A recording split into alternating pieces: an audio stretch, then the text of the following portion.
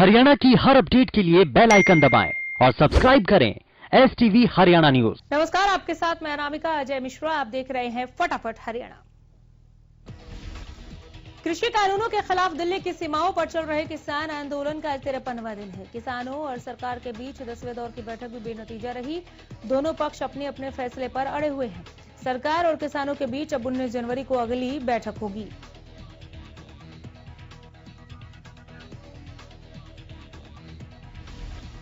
छब्बीस जनवरी को दिल्ली कूच के लिए टिकरी बॉर्डर पर तैयारियां तेज हैं। 19 जनवरी को किसान और पूर्व सैनिक ट्रैक्टर परेड की रिहर्सल करेंगे। संयुक्त किसान मोर्चा की प्रेस वार्ता के दौरान जानकारी देते हुए बताया गया कि 26 जनवरी को किसान शांतिपूर्ण तरीके से परेड करेंगे। इसके लिए हर गांव से कम 5 ट्रैक्टर परेड में शामिल होंगे। हर गांव से एक ट्रैक्टर ट्रॉली महिला किसानों की भी इस परेड का हिस्सा बनेगी। 19 जनवरी को परेड की रिहर्सल करेंगे।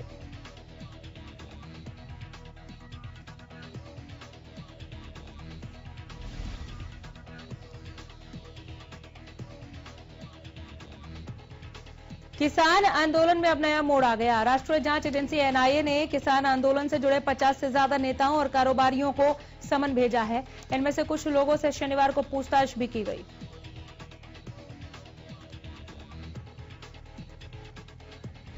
सोनीपत में किसान आंदोलन में शामिल श्री अकाल तख्त साहिब के जत्थेदार को NIA ने नोटिस भेजा है। उनको राष्ट्र विरोधी गतिविधियों समेत अन्य कई धाराओं में दर्ज मुकदमे में पूछताछ के लिए दिल्ली कार्यालय बुलाया गया, जिसे लेकर किसानों ने नाराजगी जताई है। किसानों का आरोप है कि सरकार नोटिस भेजकर आंदोलन को दबाने की कोशिश कर रही है।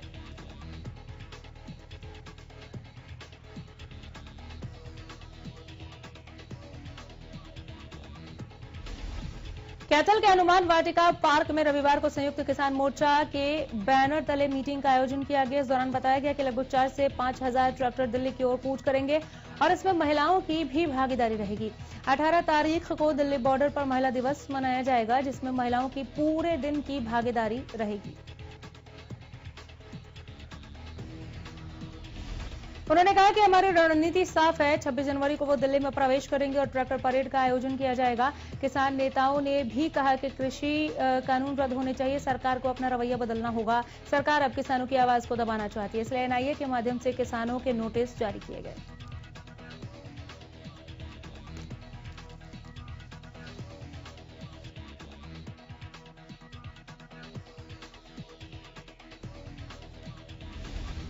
चरखी दादरी में हजारों की संख्या में किसानों ने ट्रैक्टर परेड कर उपायुक्त को राष्ट्रपति के नाम ज्ञापन सौंपा। इस दौरान विभिन्न खातों किसान, सामाजिक व्यापारी और कर्मचारी संगठन भी शामिल हुए, ताकि 3 कृषि कानून रद्द करने के साथ MSP की गारंटी देने और बिजली संशोधन 2020 वापस ले जाने की मांग को लेकर ज्ञापन सौंपा जा सके। ज्ञापन सौंपा गया। इस मौके पर कानून व्यवस्था बनाए रखने के लिए पुलिस द्वारा पुख्ता इंतजाम किए गए। वहीं किसान नेताओं ने कहा कि अभी तो ट्रेलर है, पूरी फिल्म 26 जनवरी को दिखाई जाएगी। भारतीय किसान यूनियन के प्रदेश अध्यक्ष गुरनाम सिंह चडूनी का फर्जी अकाउंट बनाने का मामला सामने आया है, जिसे लेकर उन्होंने कहा है कि ठग उनका फर्जी फेसबुक अकाउंट बनाकर किसान आंदोलन के लिए चंदा देने की मांग कर रहे हैं। गुरनाम सिंह चडूनी ने लोगों से आग्रह किया कि वो इस तरह के ठगों के झांसे में न आए। इसके साथ ही ठगों ने बैंक का अकाउंट नंबर भी दिया है, जिसमें पैसे देने की बात कही जा रही है। यमुनानगर में कांग्रेस के प्रदेश अध्यक्ष कुमारी शैलजा ने बीजेपी सरकार पर जमकर निशाना साधा। किसान आंदोलन पर बोलते हुए कुमारी शैलजा ने कहा कि सरकार को किसानों का दर्द नहीं दिखता। कुमारी शैलजा ने कहा कि ये सरकार अपना कार्यकाल पूरा करने से पहले ही गिर जाएगी और अब इस अल्पमत की सरकार के गिरने का समय आ भी चुका है। कुमारी शैलजा ने कहा कि चाहे बीजेपी के विधायक हो, चाहे सहयोगी दल के हों या फिर निर्दलीय विधायक हो, हर कोई अपने मन की आवाज सुने और बाहर आए। शैलजा ने यह भी कहा कि कायदे कानून उस वक्त बनाए जाते हैं जब उनकी जरूरत होती है या लोग उसके लिए मांग करते हैं, मगर तीनों कृषि कानूनों की न तो आवश्यकता थी, न ही किसानों ने डिमांड की थी। फिर भी ये काले कानून बनाकर जबरदस्ती थोपे जा रहे हैं, जिसका नतीजा है कि आज किसान सड़क पर बैठने को विवश है।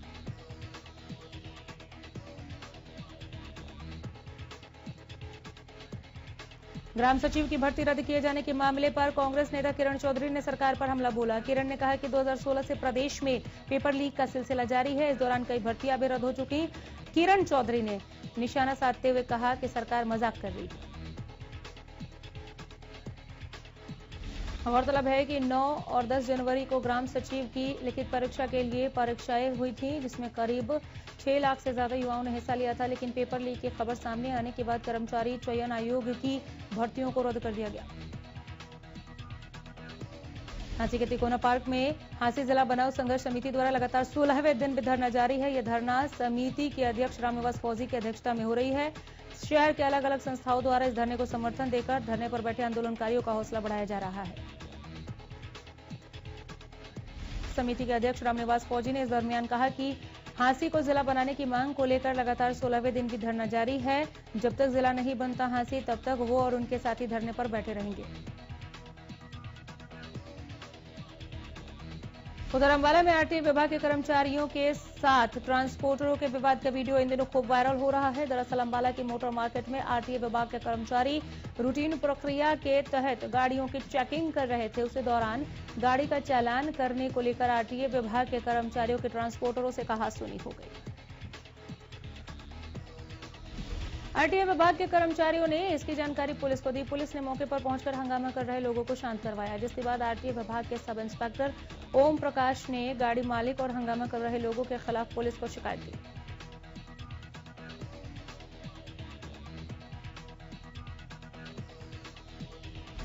अयोध्या में भगवान श्री राम के मंदिर निर्माण के लिए भिवानी में 2 लाख से ज्यादा परिवारों से योगदान लिया जाएगा। संपर्क अभियान की तैयारियों को लेकर एक संयुक्त जिला स्तरीय बैठक हुई। बता दें कि प्रदेश में यह अभियान 1 फरवरी से 27 फरवरी तक चलेगा।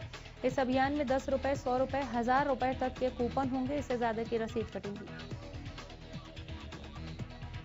इस अभियान के तहत 8 खंड, 27 मंडल, 222 ग्रामों, 1 नगर, 30 बस्ती में संपर्क करने के लिए 450 टोलियां बनाई गई। निधि समर्पण अभियान को लेकर जिले में अभी से भारी उत्साह है। जिला अभियान प्रमुख प्रदीप बंसल और सुभाष ने बताया कि मर्यादा पुरुषोत्तम भगवान श्री राम का भव्य मंदिर अयोध्या में उनके जन्मभूमि पर राष्ट्र सहयोग से बनाया जाएगा। भारत पाकिस्तान युद्ध में शहीद हुए जाबाजों को नमन स्वरूप दिल्ली से चली विजय दिवस मशाल रविवार को भिवानी के शहीद स्मारक पहुंची। इस दौरान 1971 की लड़ाई में शहीद हुए सैनिकों और देश पर कुर्बान हुए शहीदों को श्रद्धांजलि दी गई। कार्यक्रम में अमर शहीदों के परिजनों को सम्मानित भी किया गया। पीएम मोदी ने 16 दिसंबर को नई दिल्ली में भारतीय सेना को विजय मशाल सौंपी थी। ये मशाल हिसार मिलिट्री स्टेशन कार्यालय 33 डिवीजन द्वारा रविवार को भिवानी लाई गई। भारत पाकिस्तान युद्ध में गांव पैंतावास खुर्द के वीर चक्र से सम्मानित लेफ्टिनेंट कर्नल बलबीर सिंह पुनिया की वीरता के बारे में बताया गया, जिन्होंने लड़ाई में अपने साहस का अदम्य परिचय दिया था। प्रदेश में कोरोना के आंकड़ों में गिरावट दर्ज की गई। बीते 24 घंटे की बात करें 167 नए मरीजों की पुष्टि हुई। गुरुग्राम में 35, फरीदाबाद में 21 और करनाल में 13 मरीज मिले। वहीं यमुनानगर में 9 और पंचकुला में 22 कोरोना मरीजों की पुष्टि हुई।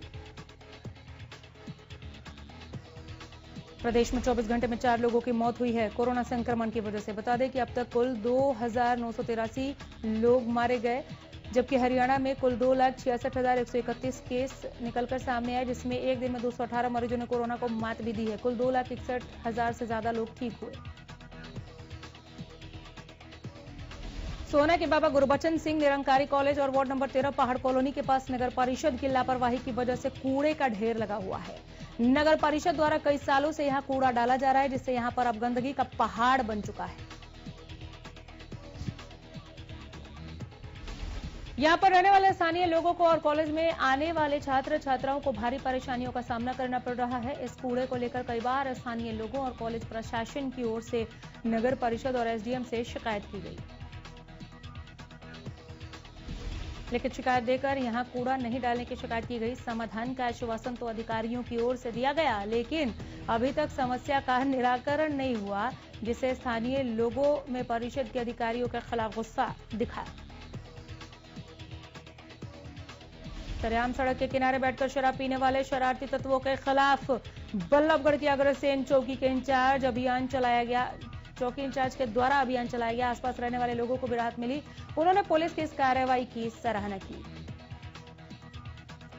पुलिस चौकी इंचार्ज विनोद ने बताया कि उन्होंने अपने कर्मचारियों को सख्त आदेश दिए हैं कि कहीं पर भी कोई शरारती तत्व दिखाई देता है तो तुरंत कार्रवाई करें।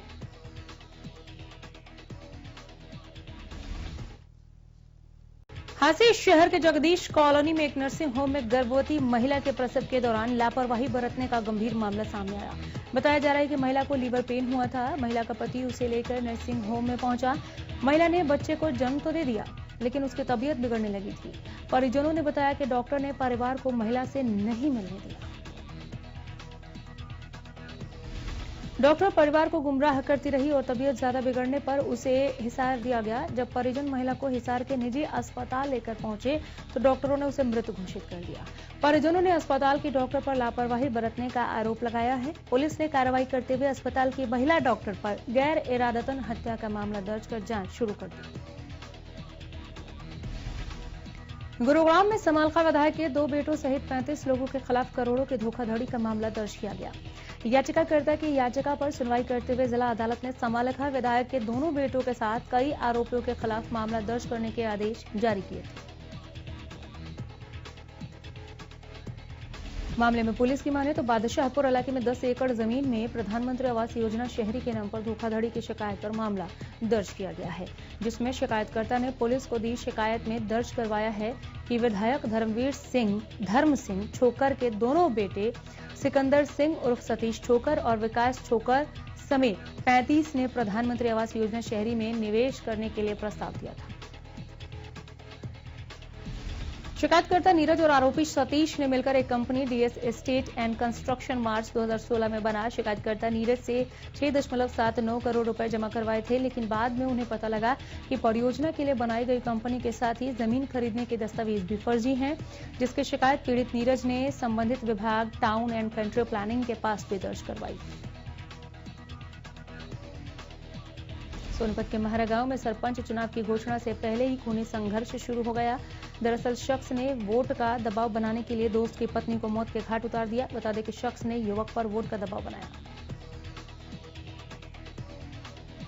लेकिन मना करने पर उसने अपने 2 बेटों के साथ मिलकर दोस्त की पत्नी पर चाकू से हमला कर दिया, जिसकी इलाज के दौरान मौत हो गई। फिलहाल पुलिस ने पीड़ित की शिकायत पर आरोपी और दोनों बेटों के खिलाफ मारपीट और हत्या का मामला दर्ज कर लिया है।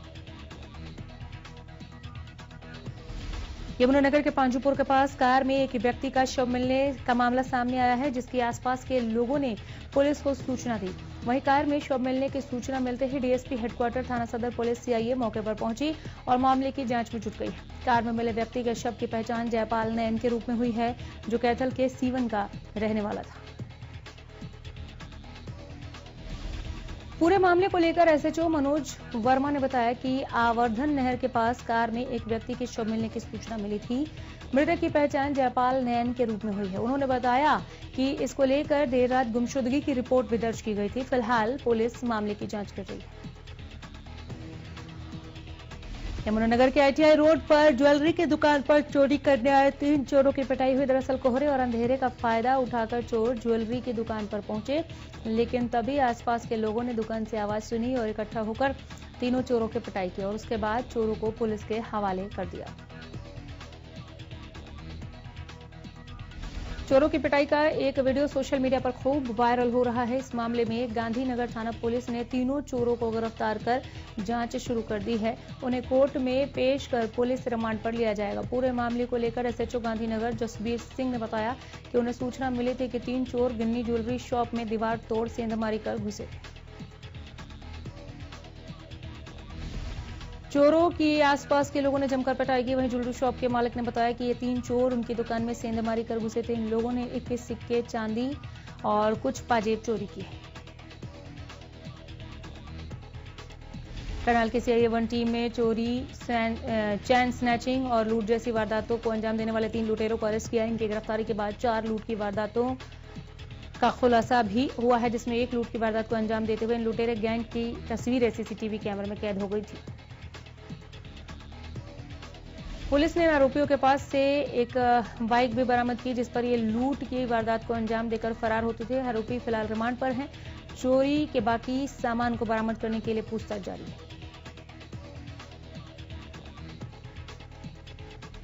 गोहाना पुलिस ने वकील चिमन लाल की पत्नी कुसुम के हत्यारे को 26 घंटे में गिरफ्तार करने में सफलता हासिल की है। इस बारे में डीएसपी बीरम सिंह ने खुलासा करते हुए बताया कि आरोपी पंजाब के भटिंडा जिले में नहरी पटवारी के पद पर कार्यरत हैं।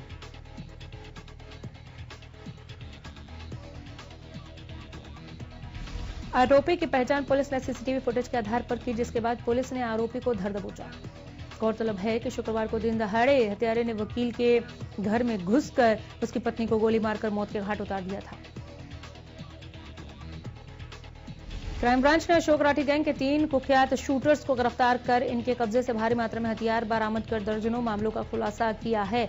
दरअसल क्राइम ब्रांच को 15 जुलाई 2020 के दिन भोंसी थाना क्षेत्र के अलीपुर गांव के सरपंच मनोज की हत्या के खुलासे की टास्क मिली थी। इसी मामले में इन्वेस्टिगेशन के दौरान वारदात में शामिल 3 कुख्यात शूटर्स को गिरफ्तार कर मामले का खुलासा कर दिया गया। पुलिस की माने तो तीनों शूटर्स 4 से 5 लोगों की हत्या की वारदातों को अंजाम देने की फिराक में थे।